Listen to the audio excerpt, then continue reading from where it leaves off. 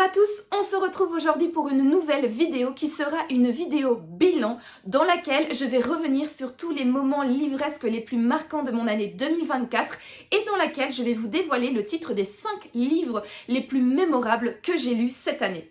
On va tout d'abord revenir sur les événements les plus marquants de mon année 2024, à commencer par mon intégration du comité lecture pour la maison d'édition Le Héron d'Argent. C'était une nouveauté pour moi, j'ai découvert avec grand plaisir le rôle de bêta lecteur. Donc en gros, comment ça se passe? Nous sommes sur Discord et la maison d'édition nous envoie de temps en temps des résumés de manuscrits avec le nombre de signes, les trigger warnings et le genre auquel appartient ce manuscrit, et on est libre ou non de postuler pour pouvoir lire ce manuscrit. Alors moi, ce que je trouve véritablement intéressant dans cette expérience, c'est de recevoir en fait un manuscrit brut, donc directement depuis l'auteur.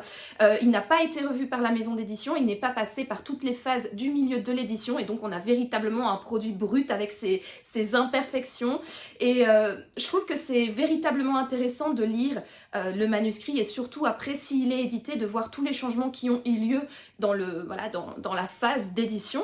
C'est véritablement une expérience que j'ai adorée, et je trouve que le gros point positif en fait, c'est que la maison d'édition nous laisse le choix du nombre de manuscrits que l'on veut lire dans l'année. Donc si on a des contraintes professionnelles ou personnelles, on est libre de ne pas postuler à certains manuscrits. Voilà, ils nous laissent véritablement le choix. On est assez nombreux en fait sur Discord, et quand un manuscrit nous intéresse, en fait il faut montrer notre intérêt par un petit smiley, et puis ensuite parmi les gens intéressés, la maison d'édition choisit 4 personnes. Donc même si on est intéressé par un manuscrit, il arrive qu'on ne le reçoit pas, qu'on ne soit pas le bêta lecteur de ce manuscrit, et donc ils essayent véritablement d'être justes, de faire en sorte qu'il n'y ait pas les personnes les plus réactives qui reçoivent toujours les manuscrits, et les personnes qui, comme moi, sont un petit peu nulles dans l'utilisation de Discord et qui pigent absolument rien.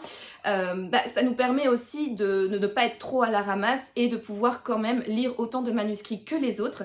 Donc on est véritablement libre de choisir notre rythme, et moi par exemple j'ai reçu pendant l'année 2024 4 manuscrits à lire, et je trouve que du coup un tous les 3 mois, c'est un rythme qui me convient, c'est un rythme qui est parfait en fait pour ne pas être submergé non plus par la tâche, pour pouvoir quand même lire le manuscrit de manière assez attentive, de pouvoir du coup écrire une critique correcte et assez travaillée pour que aussi bien la maison d'édition que l'auteur puissent avoir toutes les informations de pourquoi on a aimé, pourquoi on n'a pas aimé, et des choses que nous en tant que lecteurs on aimerait bien que ça soit modifié, changé, amélioré, etc.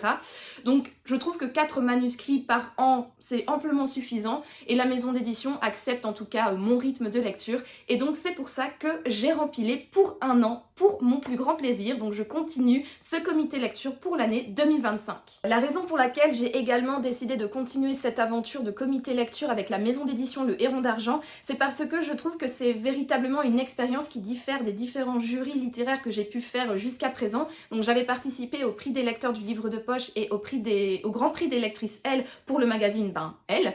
Et là on est véritablement dans un autre univers, dans un autre monde, dans un autre mode de fonctionnement, et ça me plaît énormément.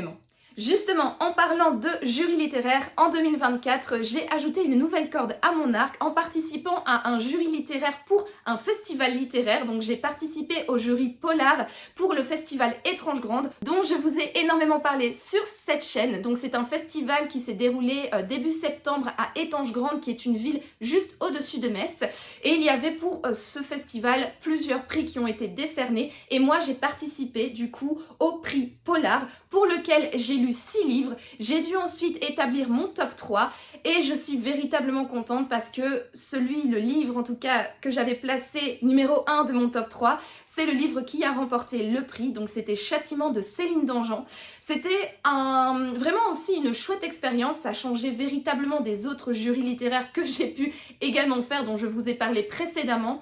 Alors c'était quand même un petit peu sportif ce prix, parce qu'on a reçu les livres vers le mois de juin, et il fallait rendre notre avis pour début septembre, donc j'avais plus ou moins 2 mois et demi, 3 mois pour les lire, et c'est vrai que les romans c'était tous quand même des assez grosses briques, et donc c'était assez sportif de les lire dans cette deadline donnée, mais j'ai quand même relevé le challenge, et c'était pour mon plus grand plaisir. J'espère pouvoir rempiler l'année prochaine, j'espère que les organisateurs penseront également à moi pour le prochain festival Étrange Grande parce que véritablement c'était une très très chouette expérience. Alors c'est une excellente transition de parler du festival Étrange Grande pour vous parler maintenant des salons littéraires auxquels j'ai participé pendant cette année 2024, donc j'ai fait 5 salons en tout. J'ai commencé par la foire du livre de Bruxelles en avril, j'y suis allée seulement un jour avec ma copine Sophie que vous connaissez très bien sur cette chaîne. C'était véritablement chouette, c'était la première fois que je faisais la foire du livre de Bruxelles et franchement je n'ai jamais vu un salon littéraire aussi grand, aussi varié avec plein de stands différents, aussi bien des stands dédiés aux livres que des stands dédiés aux goodies qui entourent le monde de la lecture et c'était véritablement une très très chouette expérience et que je vais bien évidemment refaire cette année en 2025. Ensuite, en avril, avec ma copine Sophie toujours, nous sommes allés à Metz pour le salon Le Livre à Metz. C'était un salon, c'est le salon clairement où on est resté le moins longtemps et où on a le moins craqué de tous les autres salons littéraires. C'était très différent, moi c'était la deuxième fois que je faisais le livre à Metz et j'ai préféré en fait l'édition 2023 à l'édition 2024. Bien évidemment il y avait plein de chouettes auteurs et plein de chouettes stands, mais avec Sophie on n'a pas véritablement trouvé notre plaisir ou en tout cas voilà c'était très intéressant d'y aller, c'était chouette d'être dans une ambiance de salon littéraire entouré de plein d'auteurs et de plein d'autres amateurs de lecture, mais au niveau du programme c'était pas trop à mon goût, donc on y est resté peut-être une bonne demi-heure, voire une petite heure. C'était très chouette à faire, mais j'espère qu'on trouvera un peu plus notre bonheur l'année prochaine. Le mois suivant, en mai, nous sommes allés avec Sophie toujours, ma compagne habituelle, et Stéphanie, ma deuxième copine de book club. Nous sommes allés à Bruxelles pour le salon Iris Noir Poche, donc qui réunissait une vingtaine d'auteurs du genre policier, polar, thriller, de littérature noire. C'était véritablement chouette. C'est un salon très petit, à taille véritablement humaine, donc on a pu passer énormément de temps à discuter avec tous les auteurs. On a également bien craqué, on a bien rigolé, c'était véritablement chouette. On continue le tour des salons littéraires et en septembre, il y a eu le fameux festival Étrange Grande, donc pour lequel j'ai été jury pour la catégorie polar et c'était la première fois que j'allais également à ce salon. J'avoue que avant que les organisateurs ne me contactent sur Instagram pour participer au prix polar et participer au jury, en fait c'est un salon dont je ne connaissais pas l'existence, je l'ai découverte à ce moment-là et ma foi, franchement, je suis ravie que l'on m'ait contacté et qu'on a mis en lumière en fait ce salon parce que c'était véritablement un très chouette salon, extrêmement bien organisé. En fait, je trouve que ce salon, il était bien évidemment beaucoup plus petit, mais il ressemblait fortement à la foire du livre de Bruxelles parce qu'il réunissait des auteurs de différents genres littéraires, fantastiques, jeunesse, polar, et également tout un panel de créations, de créateurs qui tournaient autour du monde livresque ou non. Donc on avait des personnes qui vendaient leurs goodies, donc des marque-pages, des tote bags, des affiches, et il y avait également tout un étage dédié aux loisirs créatifs où on pouvait faire des petites activités, des petits bricolages, etc. Et donc je trouvais que c'était très varié, il y avait plein de choses pour les petits, les grands, les moyens, enfin bref, pour véritablement un public extrêmement large et je trouvais que c'était un super salon et je vous invite véritablement à le découvrir. C'était une très bonne surprise pour moi en tout cas. Le dernier salon littéraire auquel j'ai participé, j'ai envie de dire the last but not least, parce qu'il s'agit de mon salon préféré, c'est le salon Iris Noir à Bruxelles toujours, qui s'est déroulé fin octobre. Cette fois-ci, c'est toujours Iris Noir, donc le même qu'en mai, mais là c'est le grand format qui réunit une quarantaine d'auteurs du genre polar, policier, thriller, de littérature noire. J'y suis allée avec ma partenaire in crime, le mot est bien dit vu que c'est un festival noir. Donc Sophie du compte Instagram The Curiosity of S. Voilà, est-ce que j'ai besoin de le répéter? Non, je ne pense pas. Et nous y sommes allés tout le week-end, le samedi et le dimanche. Et le dimanche, nos copines de book club, Stéphanie et Sabrina, nous ont rejointes pour notre plus grand plaisir. C'était véritablement un salon exceptionnel. J'avoue, je ne suis pas très objective parce qu'il s'agit de mon salon préféré. C'est le premier que j'ai fait. J'ai fait pour la première fois un salon littéraire en 2022 et c'était Iris Noir. Donc forcément, ce salon a une place toute particulière dans mon cœur. Et c'était donc cette fois-ci la 3e fois que j'y suis allée et je ne suis jamais déçue par ce salon. Il y avait une ambiance de franche camaraderie, les auteurs sont extrêmement disponibles, ils sont tous plus sympathiques les uns que les autres. Et ce qui est véritablement génial dans les salons littéraires en général, que ce soit la foire du livre de Bruxelles, le livre à Metz, le festival Étrange Grande ou Iris Noir, c'est que les auteurs sont à chaque fois extrêmement disponibles, extrêmement sympathiques. C'est vraiment très agréable de discuter avec eux de plein de choses, de leurs inspirations, de leur manière d'écrire ou de savoir s'ils vont réécrire des tomes avec nos personnages préférés à l'intérieur. C'est véritablement extrêmement enrichissant de discuter avec eux. Et ce qui est également très très chouette, c'est de rencontrer des autres lecteurs aussi passionnés que nous et de passer un chouette moment à papoter et à rigoler ensemble.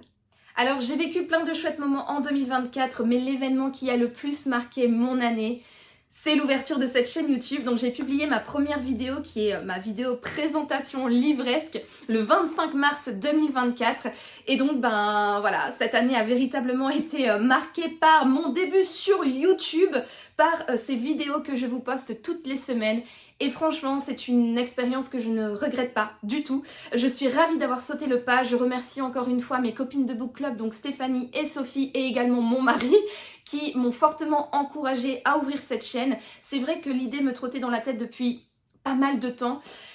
J'ai pas osé avant sauter le pas et c'est véritablement sous les encouragements de ces 3 personnes que j'ai décidé de me lancer et pour mon plus grand plaisir, parce que même si l'expérience est quand même, je vais pas dire qu'elle est compliquée, mais elle n'est pas non plus facile de se filmer à longueur de semaine et de poster des vidéos comme ça sur YouTube, de les monter également ces vidéos, et voilà, c'est une expérience que je ne regrette pas, c'est très chronophage, on va pas se mentir, mais je prends toujours énormément de plaisir et j'espère que vous aussi, vous prenez toujours autant de plaisir à voir mes vidéos, que ce soit mes vlogs ou mes vidéos un peu plus travaillées. Mais en tout cas, moi je ne regrette absolument pas d'avoir ouvert cette chaîne YouTube et je suis prête et pleine de motivation pour continuer cette expérience en 2025, de vous proposer plein de lectures et bien évidemment, je le sais, de vous faire rire de temps en temps parce qu'il est vrai, en plus d'être une lectrice qui arrive à bien chroniquer les livres, je suis également très rigolote.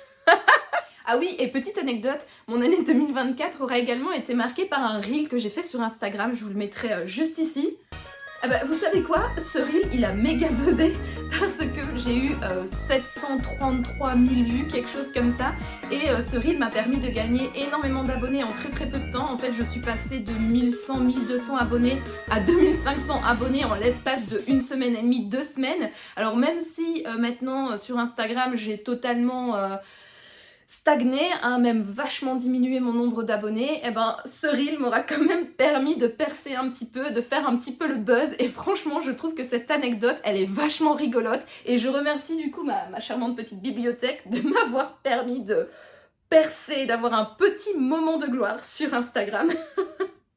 Entrons maintenant dans le vif du sujet et parlons lecture. En 2024, j'aurai lu en tout 84 livres. J'ai commencé l'année avec La papeterie Tsubaki de Ogawa Ito et j'ai terminé mon année avec le tome 4 des Enfants de la lampe magique de P. Becker, Le réveil de l'armée fantôme. Parmi ces 84 livres, là, on va parler un petit peu plus statistique et pour ce faire, j'ai dégainé mon carnet de lecture. Donc, parmi ces 84 lectures, il y aura eu en tout 6 livres japonais, 39 romans noirs, donc c'est-à-dire policiers, polars, thrillers, cozy mystery, etc. J'aurai lu également 16 BD, 5 manuscrits, 2 romans de science-fiction, 8 mangas, 4 romances, 2 romans contemporains et 2 romans jeunesse. Et pour continuer les statistiques, parmi ces 84 livres, j'aurais abandonné 3 livres et j'ai eu 5 lectures marquantes. Mais avant, je fais une petite pause thé parce que mine de rien, je blablate, le temps passe et moi, j'ai un petit peu soif, donc santé! Bon la météo luxembourgeoise n'étant pas le meilleur allié des youtubeuses comme moi, j'ai allumé la lumière de mon plafonnier, donc j'espère que cela ne vous dérangera pas. Et si pas, c'est pas grave, moi ça ne va pas m'empêcher de vous présenter ces 5 livres. Bref, revenons à nos moutons et parlons de mes lectures marquantes de l'année 2024. Alors juste une petite parenthèse sémiotique et explication du terme. Pourquoi est-ce que je parle de lecture marquante et non de coup de cœur? Eh bien tout simplement parce que je trouve que le terme coup de cœur est un peu fort pour les livres. En fait, pendant toute ma carrière de lectrice, ma longue carrière de lectrice, j'ai peut-être eu 5 ou 6 lectures coup de cœur, véritablement des lectures, des coups de poing qui m'ont extrêmement marqué. Et cette année, je n'ai pas eu de coup de cœur, mais j'ai eu effectivement des lectures marquantes. Et je trouve que le terme lecture marquante était peut-être un peu plus à propos, parce qu'en fait, un livre n'est parfois pas un coup de cœur, n'est parfois pas non plus une excellente lecture, mais ça n'empêche pas que c'est un livre qui a marqué notre carrière de lectrice, qui a marqué notre année. Moi, je me souviens par exemple en 2022, il y a un livre que j'ai lu, que j'ai trouvé bon, mais sans plus. Je lui ai donné la note de 15 sur Livre Addict. Et pourtant, ça reste un livre qui est gravé dans ma mémoire. Ça reste un livre qui a été marquant pour mon année 2022, sans être un coup de cœur, sans être une excellente lecture. Et donc, c'est pour ça que je préfère utiliser le terme lecture marquante plutôt que coup de cœur, que je trouve un peu trop fort. On commence donc avec une lecture que j'ai effectuée en janvier ou en février 2024. Il s'agit de La femme de ménage de Freda McFadden. Donc ce livre-là, on l'a vu énormément passer sur les réseaux sociaux. On entend de tout et son contraire. En tout cas, pour moi, ça a été une excellente lecture. Je pense que ça a été une bonne lecture et une lecture marquante parce que je l'ai véritablement sortie à un moment propice. En janvier, on a eu énormément de problèmes avec la finalisation de notre appartement. C'était une période assez compliquée. En plus, j'avais enchaîné des lectures plus ou moins décevantes, des lectures pas top. J'avais pas beaucoup de temps pour lire, donc c'était véritablement une période assez noire de mon histoire de lectrice cette année. Et j'ai sorti ce livre juste au moment de mon déménagement, au moment où j'avais véritablement besoin de m'aérer l'esprit, de me divertir de manière simple, facile et efficace. Et ce livre, c'est exactement ça. On suit ici donc Millie qui va être embauchée par la famille Winchester, qui est une famille très riche, qui habite une très belle maison dans la banlieue de New York. Et Millie va être la femme à tout faire de cette famille. Elle va vite se rendre compte au fur et à mesure des mois qui passent que sa patronne, en fait, elle est véritablement hystérique, trop bizarre, et elle a un comportement extrêmement toxique, là où le mari est extrêmement gentil, extrêmement doux. Et en fait, Millie ne comprend pas pourquoi ce mari qui a l'air idéal reste avec une femme, une harpie telle que donc sa patronne. Et puis on va se rendre compte, tout doucement, en avançant dans le roman, que les apparences sont parfois bien trompeuses. Alors nous sommes ici dans un thriller domestique, bien évidemment cette histoire elle ne va pas révolutionner le genre, c'est une histoire qui est quand même relativement facile avec des rebondissements qui sont attendus et prévisibles, mais mine de rien c'est un roman où je trouve que paradoxalement le suspense est vraiment bien géré, en plus c'est bien écrit et bien traduit également. C'est un véritable page-turner qui se dévore, qui se lit facilement et franchement moi j'ai pris beaucoup de plaisir à le lire. On enchaîne avec un livre que j'ai lu en septembre. Il s'agit du 9e tome des détectives du Yorkshire de Julia Chapman qui est Rendez-vous avec la justice. Vous le savez, ou pas, peut-être, je ne sais pas, mais en tout cas, les détectives du Yorkshire, c'est ma saga de Cozy Mystery préférée. J'adore l'univers de Bruncliffe, donc qui est ce petit village du Yorkshire dans lequel se déroule l'histoire. J'adore les personnages, donc Samson, ce flic qui avait quitté Bruncliffe et qui est revenu en paria. Delilah, qui est cette fille du Yorkshire, cette fille de Bruncliffe qui a ouvert son agence de recherche des vallons et qui va collaborer avec Samson. Et le chien Calimero qui aime bien manger des tartes et boire de la bière avec les conséquences assez typiques que l'on connaît, qui sont d'ailleurs extrêmement drôles. Il pète, tout simplement. Et moi, vous savez très bien que j'ai un humour un peu basique, donc dès qu'on parle de paix, ça me fait rire. Bref, revenons à nos moutons ou à nos boucs du Yorkshire. C'est véritablement une saga que j'adore et je trouve en fait que ce tome 9 change véritablement des 8 premiers tomes parce que dans le tome 8, il y a eu des conclusions, donc des mystères que l'on avait amorcés dès le premier voire le second tome qui se sont enfin conclus dans le 8e et donc du coup je trouve qu'ici dans le 9e tome on est dans un nouveau tournant de l'histoire, un tout nouveau dynamisme en fait entre les habitants de Bruncliffe et également au niveau des mystères et des enquêtes.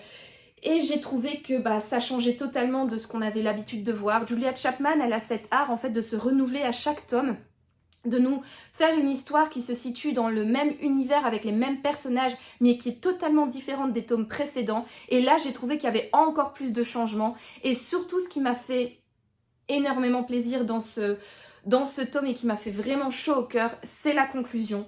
J'ai adoré les derniers chapitres, j'ai trouvé ça extrêmement émouvant et Sachant que c'est l'avant-dernier tome également, ça me fait un petit peu mal au cœur parce que c'est une saga dans laquelle je me sens extrêmement bien. Mais voilà, malgré tout, malgré cette tristesse de l'avant-dernier tome, j'ai trouvé ce final extrêmement poignant, extrêmement touchant. Et moi, ça m'a fait extrêmement plaisir de le lire et ça a été une excellente lecture. Je vous parle maintenant de Cléa de Franck Leduc, qui est un livre que j'ai commencé au mois d'octobre et que j'ai terminé au mois de novembre. Donc ici, on est dans une enquête ésotérique. Donc il va y avoir un secret qui entoure le Vatican et on a un théologien qui va être embauché par le Vatican pour répondre à certaines questions, à un certain mystère qui demeure épais une bonne partie du roman et qui peu à peu se dévoile pour un final véritablement explosif. J'ai trouvé que cette enquête ésotérique, en fait, elle était extrêmement prenante. J'ai bien aimé son développement, j'ai bien aimé le fait que l'on soit tenu en haleine et dans le mystère total une bonne partie de l'intrigue. J'ai trouvé également que ce roman était extrêmement bien documenté. Moi, j'ai fait des études en théologie, donc il y a une bonne partie des choses qui ont été évoquées dans ce roman que je connaissais déjà. Je trouve que les recherches ont été extrêmement bien menées. Je trouve aussi que les informations scientifiques ont été extrêmement bien intégrées dans ce roman. C'était pas trop lourd, c'était pas trop ennuyeux, même pour moi qui connaissais déjà certains pans de l'histoire, et j'ai également pris beaucoup de plaisir à découvrir d'autres pans de théologie que je n'avais pas étudiés en cours ou qui m'étaient totalement sortis de l'esprit.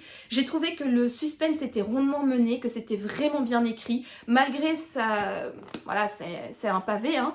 Je me suis pas ennuyée. C'est vrai que je me suis dit, j'aurais bien aimé qu'il y ait quelques pages en moins ou quelques pages en plus, parce que voilà, il y a au niveau du final, je suis satisfaite du final, mais je sais très bien que j'ai quand même un manque d'explication. J'aurais bien aimé en savoir plus, ou bien au contraire, j'aurais bien aimé en savoir moins, et donc que le roman fasse quelques centaines de pages de moins. Mais cela dit, en fait, ce qui m'a véritablement marqué, c'est tout le travail documentaire de Franck Leduc dans ce livre-là et également le dénouement que j'ai trouvé totalement original. Moi, je suis une grande fan des romans ésotériques et franchement, ça faisait longtemps que je n'avais plus pris autant de plaisir à en lire un. Et franchement, celui-là, je vous le conseille fortement. On continue avec l'avant-dernier livre de ce top et c'est un livre que j'ai lu juste après Cléa. Il s'agit de 19 River Street de Laure Rollier. C'est un roman assez court. Je l'ai dévoré en un week-end, même en une journée clairement. J'ai trouvé que c'était une histoire extrêmement prenante. Donc en fait on suit Maddie. Maddie qui a été touchée par un drame familial assez tragique. En fait, il y a quelques années de cela, elle avait fait une sortie en bateau avec sa famille, avec son mari et ses 2 enfants. Et leur petite fille Joséphine, si je ne dis pas de bêtises, oui c'est ça, Joséphine, a mystérieusement disparu. On n'a jamais retrouvé son corps, on ne sait pas ce qui est arrivé à cette petite fille et Maddie est intimement convaincue que sa fille est toujours en vie, même 12 ans plus tard. Et ce qui va accentuer sa conviction que sa fille est toujours en vie, c'est un petit mot qu'elle a reçu dans sa boîte aux lettres un bonjour qui lui dit « Je sais ce qu'il s'est passé sur la dernière danse », qui est le nom du bateau. Joséphine est en vie, demain 22h, venez seule. Et donc Maddie va se lancer à corps perdu dans cette enquête pour savoir ce qui est arrivé à sa fille. Ce que j'ai particulièrement aimé dans ce livre, c'est la gestion du suspense. J'ai trouvé que Laure Rollier nous tenait en haleine de A à Z. De temps en temps, à la fin des chapitres, elle glisse des petits cliffhangers, des petites informations qui nous éclairent un petit peu sur ce mystère, mais vraiment avec parcimonie. Et du coup, en fait, la tension ne fait que monter au fur et à mesure de notre lecture jusqu'à un final que je trouve qui fait totalement de taf. Alors encore une fois, c'est pas un livre qui va révolutionner le genre. Malgré ça, on est presque sur un coup de cœur. Il m'a véritablement manqué un tout petit élément pour que ce livre soit véritablement waouh avec plein de points d'exclamation. Pourquoi ce n'est pas un coup de cœur?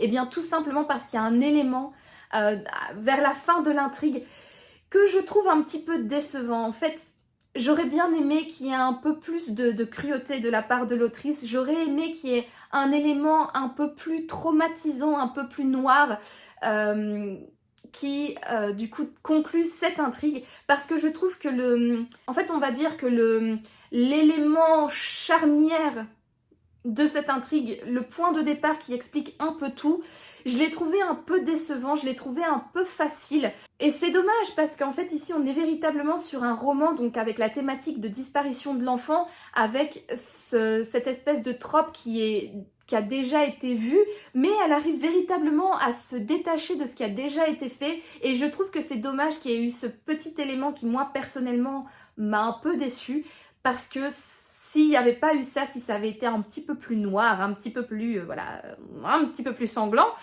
ça aurait véritablement été un coup de cœur. Et en tout cas, ce livre, c'est ma meilleure lecture de 2024 et je vous la conseille fortement. Et nous sommes arrivés maintenant au dernier livre de ce top 5, mon dernier livre marquant de mon année 2024. Il s'agit d'un livre que j'ai lu en décembre, c'est l'un des derniers livres que j'ai lu cette année. Et il s'agit de Funeste fiançailles, qui est donc le premier tome de la saga La Demoiselle et le Mousquetaire de S.D. Fischer. Donc ici, c'est un cozy mystery. Alors moi, je suis pas véritablement d'accord avec cette appellation. Pour moi, c'est plus un roman policier qu'un cozy mystery. Mais comme l'autrice a décidé que sa saga s'apparentait à un cozy mystery, je respecte totalement son choix. Donc ici, nous sommes sous le règne de Louis XIV en France. Dans cette histoire, on va suivre Joséphine, qui est la fille d'un médecin, et elle va être invitée avec sa sœur à la fête de fiançailles de l'une de leurs amies d'enfance, qui va épouser un baron, il me semble. Et donc, elles vont partir à la campagne dans la demeure familiale de ce baron pour assister à la fête. Et durant leur séjour à la campagne, la maman du futur marié va être assassinée, et donc Joséphine va enquêter sur le meurtre de cette dame, et elle va être accompagnée d'un partenaire dont elle n'a pas trop envie, hein, d'un mousquetaire, d'un comte, d'un mousquetaire du roi. Et mine de rien, ils vont quand même devoir collaborer pour élucider ce mystère, et donc on va suivre donc toute la résolution, voilà, de cette enquête. Cette histoire s'apparente, en fait on voit que F.D. Fischer s'inspire énormément de Agatha Christie. On va suivre un petit peu le même dénouement d'enquête, donc on est ici dans un huis clos. Joséphine va enquêter, elle va se retrouver à émettre des hypothèses sur certains convives.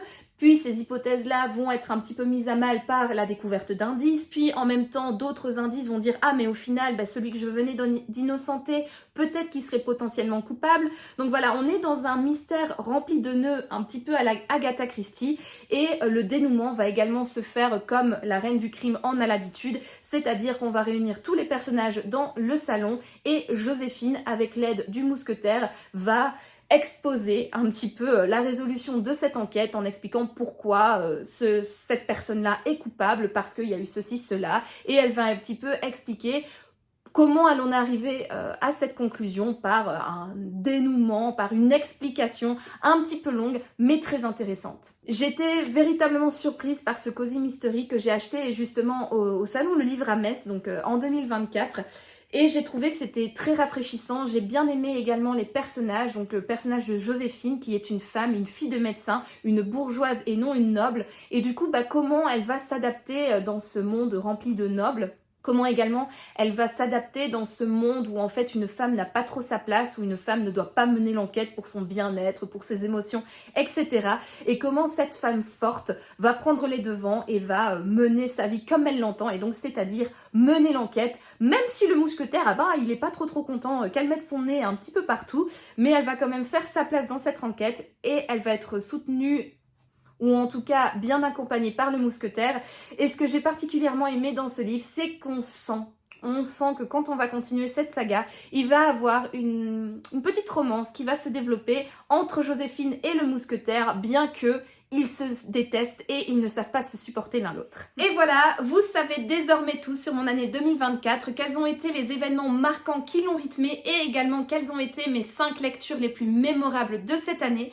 Je vous remercie d'avoir regardé cette vidéo. Si vous l'avez aimée, n'hésitez pas à me laisser un petit pouce bleu ainsi qu'un commentaire pour me dire ce que vous en avez pensé, et à vous abonner à ma chaîne pour me soutenir.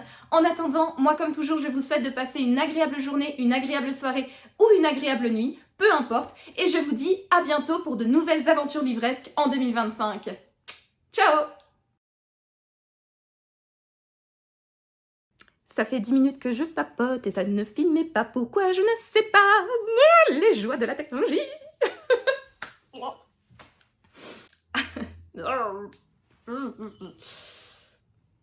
Pouvoir intégrer le jury polar pour le... Ah, j'ai... Ouais. Essaye d'articuler pour que les gens te comprennent. Ce n'est pas évident de faire une vidéo. On le sait, oui, ça ma petite nono. Mais en attendant, s'il te plaît, articule. Je n'ai pas de rime en hul. À part un truc vulgaire. Mais pas sur YouTube. Allez, la petite pause recoiffage, hein, ça fera des bloopers.